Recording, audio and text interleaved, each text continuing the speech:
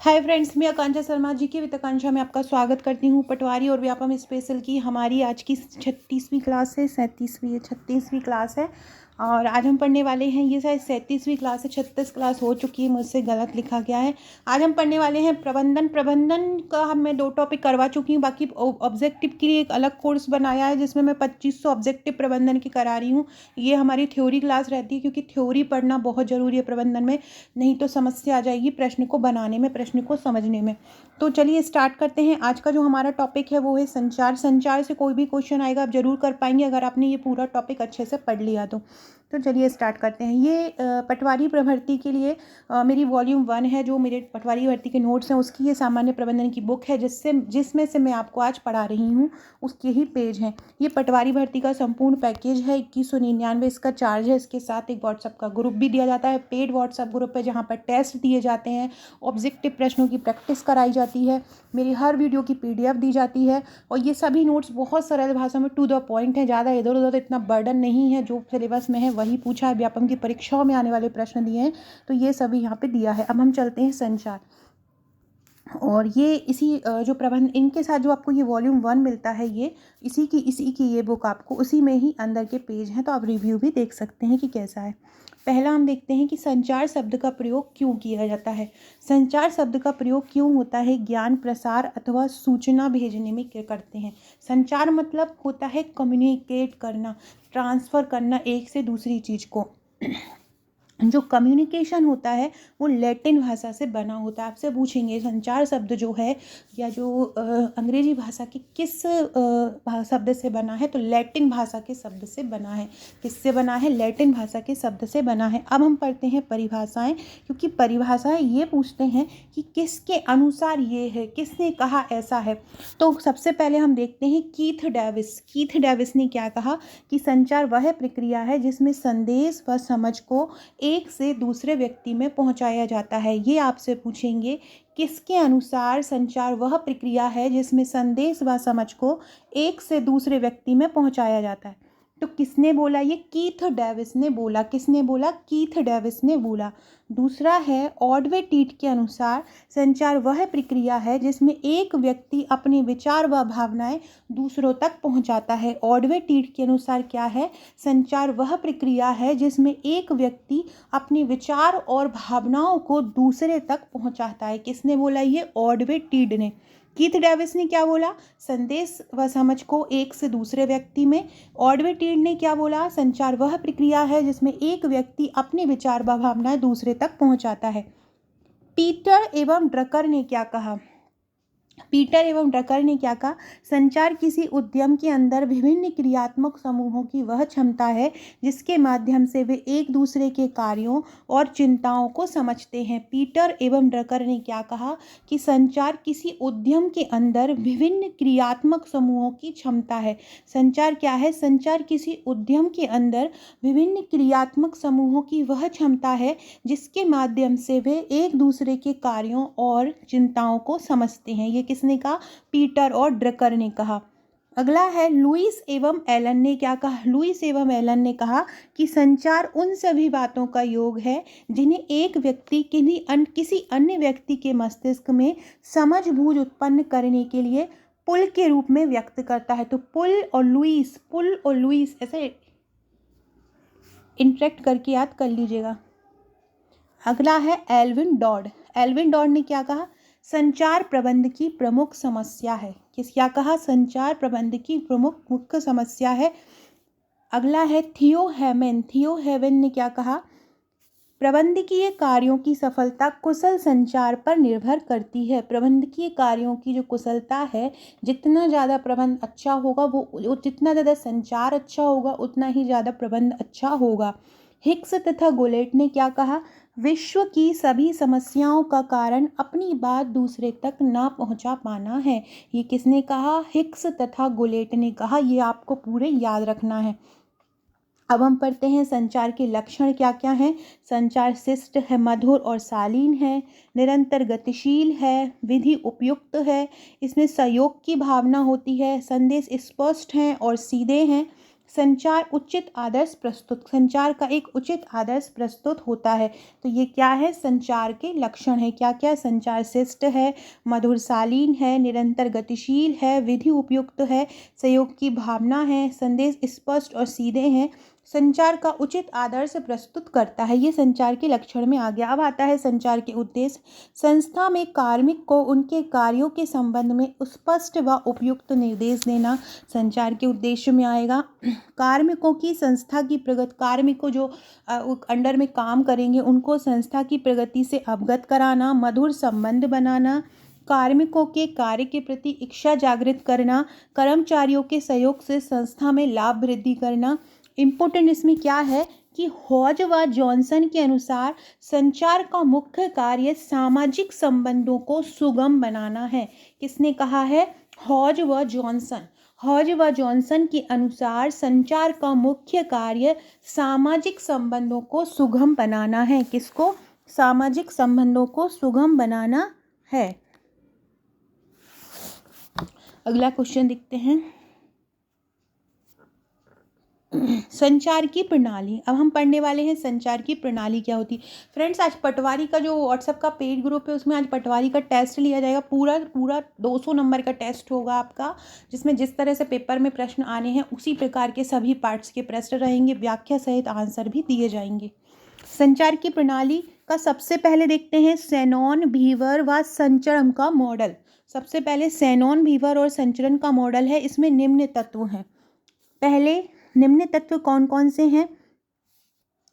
सबसे पहला होता है भेजने वाला, पहला होता है भेजने वाला, दूसरा होता है संकेतन, संकेत को देने वाला, तीसरा होता है संदेश, चौथा होता है संप्रेषण प्रणाली। ये संप्रेषण प्रणाली लिखित भी हो सकती है और ये संप्रेषण प्रणाली मौखिक भी हो सकती है। संप्रेषण प्रणाली क्या है, लिखित और मौखिक दोनों हो सकती है। विसंकेतन को मतलब संदेश को ग्रहण करने वाला या संकेत, विसंकेतन मतलब क्या होता है, संकेत को ग्रहण करने वाला या ग्रहणकर्ता भी बोलते हैं। सातवां होता है प्रतिप्रेषण, प्रतिप्रेषण मतलब होता है उत्तर देना, और आठवां होता है शोरगुल। तो ये सभी क्या होते हैं, संचार की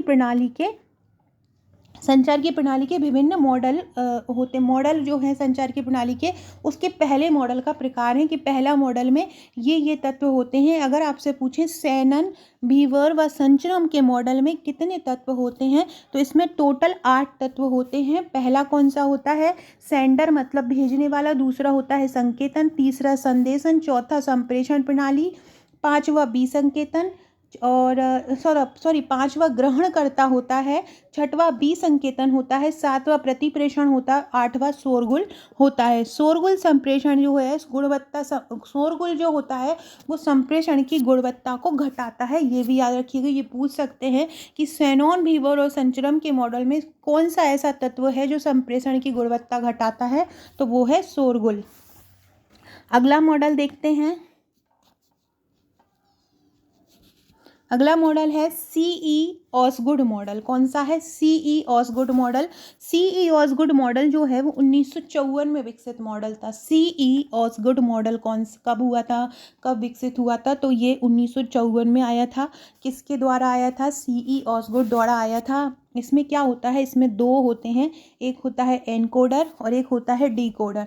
एनकोडर व्याख्याता डीकोडर और डीकोडर व्याख्याता इनकोडर। इस प्रकार से ये होते हैं, इस प्रकार से संदेश आते हैं और संदेश जाते हैं। तो इस प्रकार से इनकोडर और डीकोडर के रूप में जो विकसित है वो मॉडल किसने दिया था, सीई ऑसगुड ने दिया था। कब दिया था ये मॉडल, 1954 में दिया था। अगला क्वेश्चन है वेस्तले एवं मैकलीन मॉडल। इस मॉडल में फीडबैक तथा शोर तत्वों का कोई स्थान नहीं होता। वेस्तले एवं मैकलीन मॉडल क्या होता है कि इस मॉडल में फीडबैक तथा शोर तत्वों का कोई स्थान नहीं होता। संप्रेषक, इनकोड, माध्यम, डिकोडर और संप्रेषक होता है, भेजने वाला होता है, फिर वो इनकोड करता है, फिर माध्यम होता है, फिर वो डिकोड होता है और फिर लास्ट में उसका प्राप्तकर्ता होता है। ये मॉडल किसने दिया था, वेस्तले एवं मैकलीन ने दिया था। लीगल मॉडल में कितने तत्व होते हैं, लीगल मॉडल में 6 तत्व होते हैं। लीगल मॉडल में कितने तत्व होते हैं, 6। संचार का जो लीगल मॉडल होता है उसमें कितने तत्व होते हैं, 6 होते हैं। कौन कौन से, संप्रेषक, संदेश, माध्यम, विवेचन, प्राप्तकर्ता और प्रतिक्रिया। तो ये पूछ सकते हैं कि इसमें से कौन लीगेंड मॉडल के तत्व नहीं है। बिल्वर्स-रेम मॉडल, बिल्वर्स-रेम मॉडल क्या है? यह मुख्यतः इलेक्ट्रॉनिक क्षेत्र से लिया गया। कौन सा मॉडल इलेक्ट्रॉनिक क्षेत्र से लिया गया? तो बिल्वर्स-रेम मॉडल जो है वो इलेक्ट्रॉनिक क्षेत्र से लिया गया। इसमें फीडबैक को संचार का अनिवार्य तत्व माना। किसमें? बिल्वर्स-रेम मॉडल में। किस मॉडल में? पूछे किस मॉडल में संचार को फीडबैक को संचार का अनिवार्य तत्व माना? तो बिल्वर्स-रेम मॉडल में माना। लॉसवेल मॉडल क्या है? लॉसवेल मॉडल 1948 में प्रतिपादित किया संचार प्रक्रिया का एक शाब्दिक मॉडल है। अब हम पढ़ते हैं औपचारिक संचार मॉडल। तो औपचारिक संचार मॉडल में सबसे पहला होता है श्रृंखला नेटवर्क। इसमें क्या होता है? इसमें सूचना व संदेश केवल ऊपर या नीचे जा सकते हैं। इस प्रकार का चित्र आ जाए, आपसे पूछे किस प्रकार का नेटवर्क है, तो ये एक श्रृंखला नेटवर्क है। देखो आप एक दूसरे से ही जुड़े हुए हैं, एक दूसरे से इस प्रकार जुड़े हुए हैं, तो ये कौन सा है? ये श्रृंखला नेटवर्क है। दूसरा है सितारा नेटवर्क। सितारा नेटवर्क को भील नेटवर्क भी बोलते हैं। सर्वाधिक केंद्रीकृत है। देखो ये सितारा टाइप दिख रहा है, इसलिए इसको सितारा नेटवर्क बोलते हैं। इसे भील नेटवर्क भी बोलते हैं। सर्वाधिक केंद्रीकृत होता है। वृत्त नेटवर्क क्या होता है? वृत्त नेटवर्क, इसमें समूह सदस्य सिर्फ पड़ोसी सदस्य से बात कर सकते हैं। वृत्त नेटवर्क क्या होता है कि इसमें समूह सदस्य सिर्फ पड़ोसी सदस्य से ही बात कर सकते हैं, बाकी किसी नहीं। ये पूछेंगे किस नेटवर्क में केवल समूह सदस्य जो होते हैं पड़ोसी सदस्य से ही बात कर सकते हैं? वृत्त नेटवर्क में। अगला है संभी मार्ग नेटवर्क। संभी मार्ग नेटवर्क क्या है? यह औपचारिक संचार नेटवर्क का सबसे विकेंद्रीकृत प्रकार है। ये देखिए, ये इस प्रकार का नेटवर्क जो होता है वो संभी मार्ग नेटवर्क होता है, और ये औपचारिक नेटवर्क का सबसे विकेंद्रीकृत प्रकार होता है। अगला हम पढ़ने वाले हैं अनौपचारिक संचार नेटवर्क। तो ये एकल वलयक नेटवर्क होता है। सबसे पहला प्रकार होता है अनौपचारिक संचार का एकल वलयक नेटवर्क। इसमें सूचना एक सदस्य से दूसरे सदस्य तक तथा दूसरे से तीसरे तक एक वलय द्वारा पहुंचती है।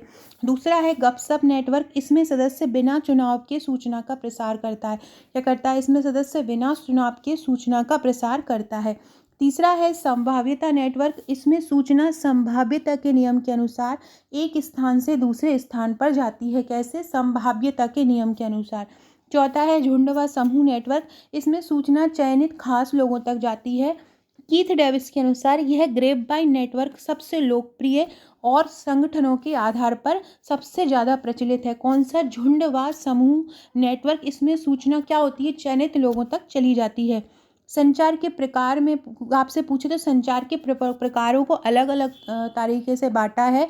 जैसे कि दिशा के आधार पर है ऊर्ध्व, अधोमुखी, समस्तरीय, आड़ा संचार। माध्यम के आधार पर है मौखिक, लिखित और प्रतीकात्मक संचार।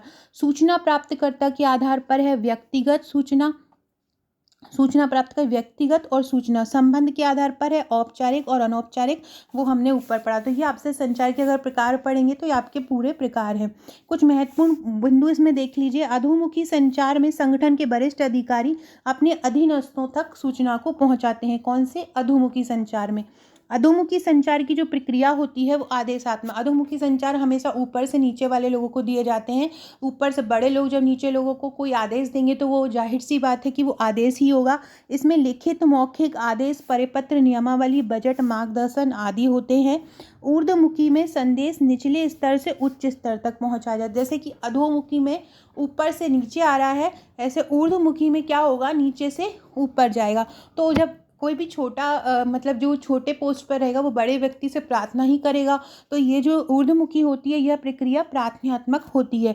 समस्तरीय जो संचार होता है उसमें समान स्तर पाया जाता है और इसकी प्रकृति स्वाभाविक होती है। फ्रेंड, डिस्क्रिप्शन बॉक्स में व्हाट्सएप टेलीग्राम ग्रुप मिलेगा, उसको जरूर ज्वाइन कर लीजिएगा। और ये मेरा नंबर है व्हाट्सएप का। अगर आपने अभी तक आपका नंबर मुझे व्हाट्सएप पर सेव नहीं कराया है तो अपना नाम और नंबर लिख के सेव करा दीजिएगा, ताकि आपको महत्वपूर्ण अपडेट मिलती रहे। इसके अलावा अगर आप ये सरल भाषा के नोट्स लेना चाहते हैं तो भी आप मुझे व्हाट्सअप कर सकते हैं। आप भारत में कहीं भी रहते होंगे, 5 से 6 वर्किंग डेज में आपके पास ये पहुंच जाएगा। आड़ा संचार क्या होता है? उसमें संगठन के विभिन्न भागों को संबद्ध किया जाता है, मतलब जोड़ा जाता है। अनौपचारिक संचार को अंगूर लता संचार के नाम से भी जाना जाता है, मतलब ग्रेपवाइन संचार किसको बोलते हैं? अनौपचारिक संचार को बोलते हैं। अनौपचारिक संचार का पूरक क्या होता है? अनौपचारिक संचार को कहा जाता है। अनौपचारिक संचार का पूरक औपचारिक संचार का पूरक अनौपचारिक संचार को कहा जाता है। अनौपचारिक संचार का सबसे बड़ा दोष है अफवाहों का प्रसार। आंतरिक संचार वह होता है जो संगठन तथा कार्मिकों के मध्य के संबंधों पर आधारित होता है। बाह्य संचार वह होता है जो संगठन तथा जनसाधारण के बीच होता है। बाहरी संचार क्या होता है? जो संगठन और जनसाधारण के बीच होता है वो कौन सा होता है? वो बाह्य संचार होता है। अंतर्व्यक्तिक संचार के संगठनों के कार्मिकों के मध्य होता है। अंतर्व्यक्तिक संचार क्या होता है? कार्मिकों के मध्य होता है। संचार की विधियां कौन सी हैं? श्रव्य माध्यम, दृश्य माध्यम और दृश्य और श्रव्य माध्यम। सो फ्रेंड्स, ये था हमारा आज का वीडियो। आज मैंने आपको संचार टॉपिक पूरा कंप्लीट कराया है। अब इससे संबंधित कोई भी प्रश्न आएगा आप जरूर कर पाओगे। प्रबंधन के एमसीक्यू के लिए हमारा एक अलग कोर्स चल रहा है 2500 प्रश्नों का, और ये ओनली किस लिए है? ये ओनली आपको थ्योरी के लिए है। यहाँ पे मैं ये पटवारी का क्रैश कोर्स चल रहा है, इसमें मैं हर चीज़ आपको करा रही हूँ, हर टॉपिक करवा रही हूँ। तो ज़रूर ज्वाइन कीजिएगा, और चैनल पे न्यू है तो सब्सक्राइब जरूर कर लीजिएगा। Okay friends, thank you.